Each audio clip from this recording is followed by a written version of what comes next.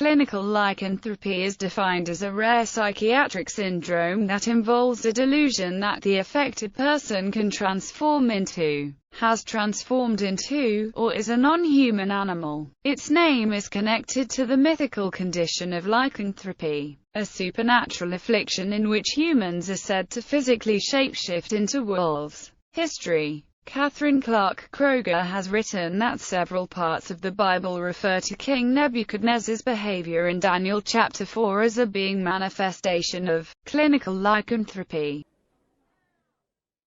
Clinical lycanthropy. Clinical lycanthropy is defined as a rare psychiatric syndrome that involves a delusion that the affected person can transform into, has transformed into, or is a non-human animal. Its name is connected to the mythological condition lycanthropy, a supernatural affliction in which humans are said to shapeshift into wolves. You may be familiar with the rhyme. Even a man who is pure in heart and says his prayers by night may become a wolf when the wolfbane blooms and the autumn moon is bright.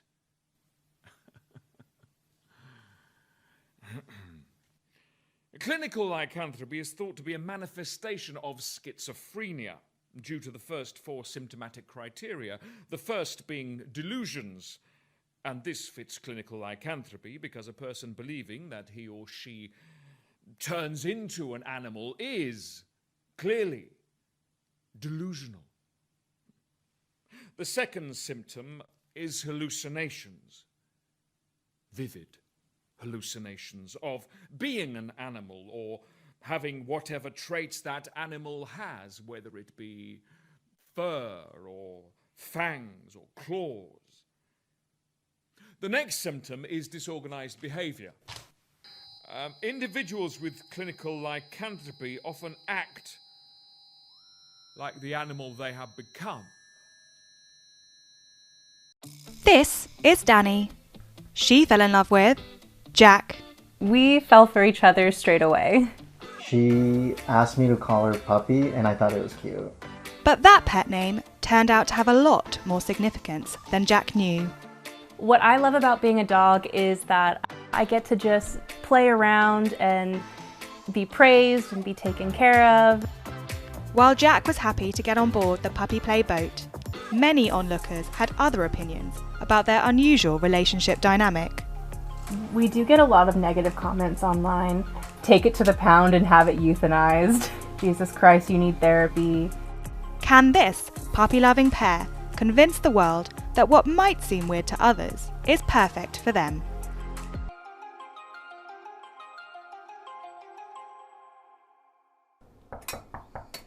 Just 1 minute.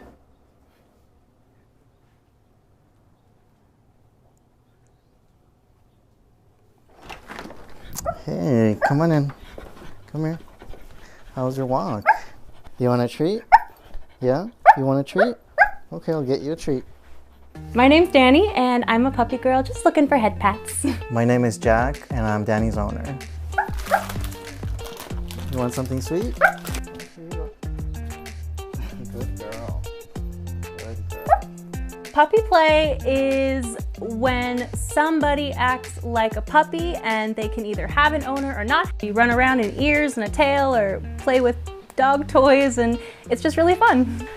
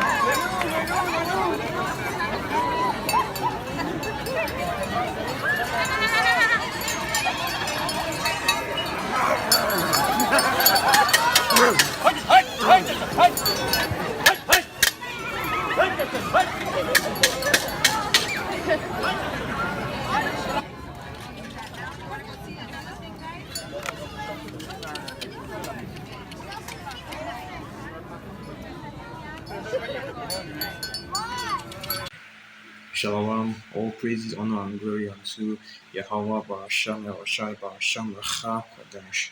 Double honors to the elders and the apostles of Great Millstone, and salutations to all you sincere Akim. And listen, your brother Abba one back again with another video.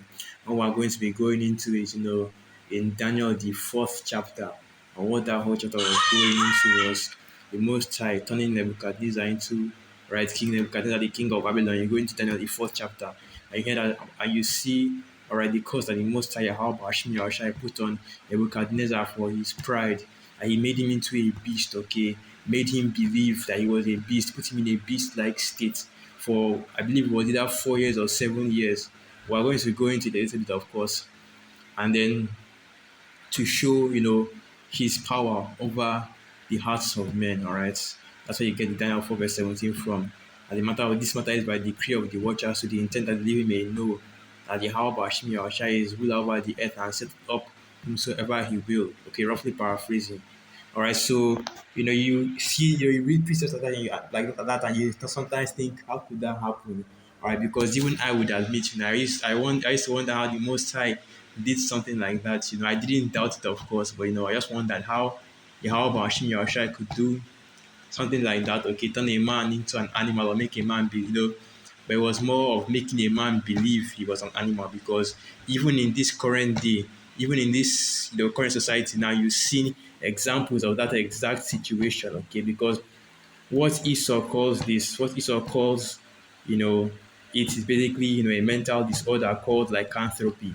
And we already understand through the spirits, all right, that these mental disorders that people are having out here in society, all right, and even some of the heavier emotions that you might feel, anxiety, depression, and things like that, are all caused by spirits. Okay, so the Most High put the spirits on the King Nebuchadnezzar at that time, and also on various people all over the earth to believe they are animals, and so much to the point that Esau had to create a whole mental illness, because you know how these devils are carnal as hell, lacking faith.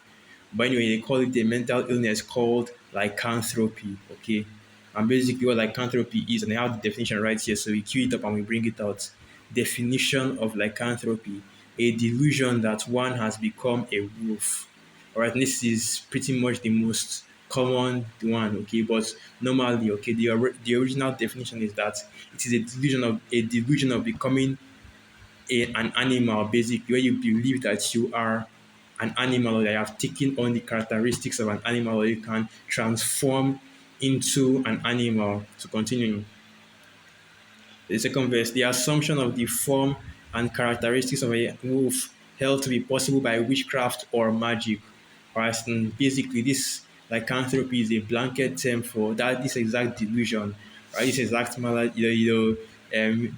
this exact disease right there, where you believe that you are an animal, and you start to take the traits and you start to act as though you are that animal. Okay, and you watch the videos that I put in the post-production before this lesson, Lord willing, you did, and you saw what it was going into. Okay, the different people acting like animals, and also going into the different definitions and symptoms of this lycanthropy.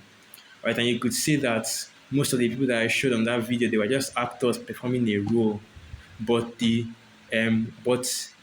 significance of the video still stands. All right, this is a real thing, and there are people out here, all right, and even in history, in the scriptures, just like Daniel the 4th chapter, which have had this happened to them.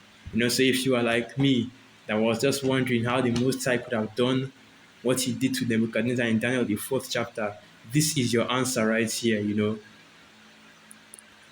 So let me just get that Daniel the 4th chapter. Let me bring it out. Huh. And then you see it right there. This was the spirit. The people that I put up of the wolf. But anyway, let me get that Daniel. So yeah, Daniel the 4th chapter. And we already at it right here. So this is the book of Daniel 4. And I want to start from, I don't want to read the whole chapter, so I'm just going to get the main points, okay? So yeah, this is the book of, so I'll start from here. This is the book of Daniel 4, and I'll start from verse 16. Let his heart be changed from man's, and let a beast's heart be given unto him, and let 7 times pass over him. And basically, what this is going into, and we always speak about this, we always break this down. You go into the word heart in the Hebrew, and the word there is not, the physical beating heart, but the mind. The word is lab, okay? Here it is right here, lab. And this is the word for heart, and it's going into, yeah, you see it right here, lab, okay? And I say labab here, but the word is lab. The word is lab, and the word means heart or mind. That's basically it, okay? So when it talks about heart here, it's talking about mind. In other words, the mind, your consciousness is replaced with that of an animal to the point where you believe that you are one. So yeah, and this is taking me think about, I believe that is that Job 20 or Job 30, they that are younger than me have me in the vision, okay? Going into, all right, the dark ages when the Most High put this exact same spirit on Esau Edom. And if you watch the videos that I put up, you see that most of the people that are having these delusions and acting in this way are Edomites, because they are naturally just like that, basemen, brute beast, and the like. So, they have that spirit on them, that's similar to animals, man. Okay, anyway, let me keep going. All right, so continuing on. So I'm going to jump down a little bit. Okay, I want to jump down a little bit to get the exact, to get the main points. Because we have other things to be going into. I don't want to make this video too long. Okay, so all right, this is the book of Daniel 4, verse 24, and this is the breakdown for the vision that Nebuchadnezzar had, okay? Because before the Most High did this to him, he actually revealed it to him in a dream where he saw that this would happen to him. So Daniel 4, verse 24, this is the interpretation, O king, and this is the decree of the Most High, which is come upon my Lord the king, that they shall drive thee from among men, and thy dwelling shall be with the beasts of the field, and they shall make thee to eat grass as oxen, and they shall wet thee with the dew of heaven, and 7 times shall pass over thee, till thou know that the Most High ruleth in the kingdom of men, and giveth it to whomsoever he will. And that's right, because Yahweh Bashim Yahushua is in control. He is the one that is actually in rulership of this earth right now. It's not Esau, okay, not the so-called red man, okay, but Yahweh Basham Yahushua, You can read about that in Daniel 4, verse 17. You can read about that in, I want to say Job 9, verse 24, but yeah, because the earth was given into the hand of the wicked, and the one doing the giving was Yahweh, is Yahweh Bashim Yahushua. That's it, and right there. You can read about that in Romans, the 13th chapter, okay, that the higher powers are subject to Yahweh Bashim Yahushua, okay. After the scriptures say they are not a terror unto good works, which is why no matter how much these devils want to, they cannot lay hands on the elect of Yahweh Bashim Yahushua, right? So continue on, Daniel 4, verse 26. So okay, I'm going to, okay, yeah, Daniel 4, verse 26. And whereas they commanded to leave the stump of the tree roots, thy kingdom shall be sure unto thee, after that thou shalt have known that the heavens do rule. Wherefore, O king, let my counsel be acceptable unto thee.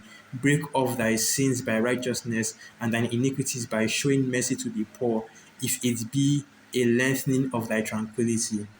All right, so basically what Daniel was telling the king right here is that, look, this is going to happen to you. All right, so what you need to do is to, in order to repent so that the Most High might have mercy on you, or it might reduce the the length of time, or increase the time that you have before this prophecy falls upon you, because it will come. But you know how these kings, these heathen kings are. And they wax proud, okay, especially against Yahweh Hashem Yahushua, believing that it is by their power and by their might that they have ruled, that they have subjected the whole earth, because during his rulership, Nebuchadnezzar was basically ruling over the known world, okay? So continue on. Daniel 4 verse 28. All these came upon King Nebuchadnezzar. At the end of 12 months, he walked in the palace of the kingdom of Babylon. The king spake and said, Is not this great Babylon that I have built for the house of the kingdom by the might of my power and for the honor of my majesty? All right, that's right. Glorifying yourself against the Most High. All right, because it is not by your power. All right, that's Zechariah right there. I believe Zechariah, the 3rd chapter. Now, let me get that. Let me just bring that out real quick. Because you have to be humble in this thing. You have to understand who is actually in control, not you. Okay. So this is the book of Zechariah, chapter 4, verse 6, and it reads, Then he answered and spake unto me, saying, This is the word of Yahweh unto Zerubbabel, saying, not by might, nor by power, but by my spirit, saith Yahweh of hosts. All right, and that is how, and with the power that is ruling on the earth right now, and the power by which we do all the things that we do, okay, the spirit of Yahweh Bashim Yahushai, as just the scriptures say, man's goings are of the Most High, so how can a man then understand his own way? Because our steps are ordered by Yahweh Bashim Yahushai. He is the one that is really in control, okay, not us, right? Free will is a myth. Free will is, false doctrine, pseudoscience, whatever term you want to use, because it's not scriptural and it's not based in anything, and it's not even based in any form of reality or logic. All right, we're not going to go into the science of all that right now, because what we're dealing with is the scriptures. Okay, so continuing on, let me go back. Let me jump down to the main point. All right, let me jump down to the main point. So continue on. So this is the book of Daniel 4 verse 31. While the word was in the king's mouth, there fell a voice from heaven saying, O King Nebuchadnezzar, to thee it is spoken, the kingdom is departed from thee, and they shall drive thee from men, and thy dwelling shall be with the beasts of the field. They shall make thee to eat grass as oxen, and 7 times shall pass over thee, until thou know that the Most High ruleth in the kingdom of men, and giveth it to whomsoever he will. The same hour was the thing fulfilled upon Nebuchadnezzar, and he was driven from men, and did eat grass as oxen, and his body was wet with the dew of heaven, till his hairs were grown like eagle's feathers, and his nails like bird's claws. Okay, so you know how the nails grow when it gets, no more grooming, no more being a human. Okay, now he had the spirit, right, of an animal. The Most High put that spirit on him so that he would go upon the earth like an animal, even to the point where he was eating grass, making the different animal noises, all right? And that's how far the spirit was on him, okay? That's how far this thing got on him and advanced, all right, to the level where he completely, he completely became just like an animal, and he was out there in the fields with them, all right? To continue on, Daniel 4 verse 34. And at the end of the days, I, Nebuchadnezzar, lifted up mine eyes unto heaven, and my understanding returned unto me. And I blessed the Most High, and I praised and honored him that liveth forever, whose dominion is an everlasting dominion, and his kingdom is from generation to generation. And that's right, I think the Apostle Gabbai is one that always says it, that if these words won't teach you, the affliction will.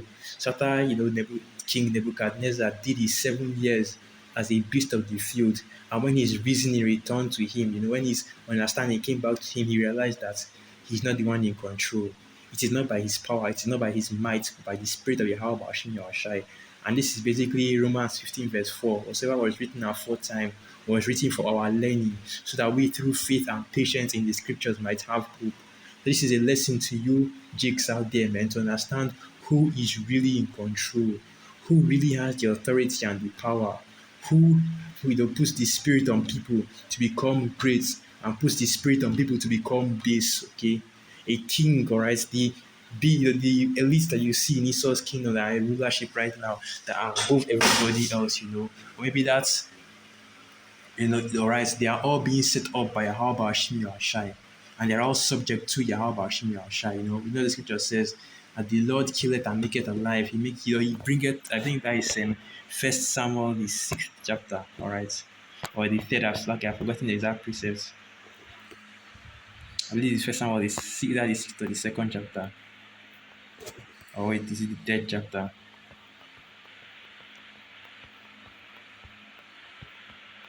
No, let me get it.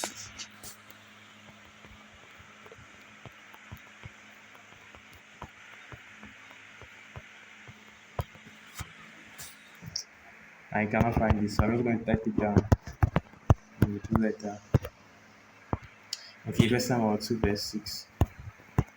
So this is the book of First Samuel 2, and I'll start from verse 6. Yahweh killeth and maketh alive, he bringeth down to the grave and bringeth up. Yahweh maketh poor and maketh rich, he bringeth low and lifteth up. He raiseth up the poor out of the dust, and lifteth up the beggar from the dunghill, to set them among princes, and to make them inherit the throne of glory. For the pillars of the earth are Yahweh's, and he hath set the world upon them. Alright? And the Most High wants to put that spirit on you, to do whatever he wants. He will do that, alright? Don't put it in that way. One of these titles of the Most High is the Father of Spirits, okay? So a spirit gets on you to want to commit suicide, a spirit gets on you to want to cut yourself, a spirit gets on you, a spirit of depression, a spirit gets on you to believe that you are a homosexual, a spirit gets on you to commit bodily mutilation and do, change of plumbing, okay? The spirit gets on you to believe that, the earth is flat, to believe that aliens exist, to believe that you are some kind of supernatural being and you are some kind of messiah for the people. That's all being done by Yahweh Hashem Yahushai. And these are all different, spirits jumping on people. And, Esau will call it mental disorders, of which, of course, most of them he won't do that. But anyway, right, you get the point. The Most High is the one that is in control of the spirits, all right? And the Most High is the one that is putting these spirits on people to be believing or doing these various things out here. All right, so I wanted to get that Job 20 going into Esau Edom, okay, when the whole nation was in this state as well. I guess it's actually Job 30. Yeah. Right, so this is the book of Job 30 verse 1. But now they that are younger than I have me in derision, whose fathers I would not have disdained to set to. So I would have disdained. I got a little excited. Job 30 verse 1. But now they that are younger than I have me in derision, whose fathers I would have disdained to have set with the dogs of my flock.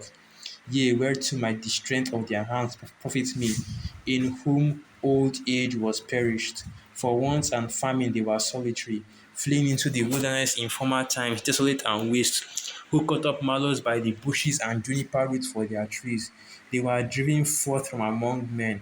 They cried after them as after a thief, to dwell in the cliffs of the valleys, in caves of the earth and in the rocks. Among the bushes they brayed, under the nettles they were gathered together. They were children of fools, yea, children of base men.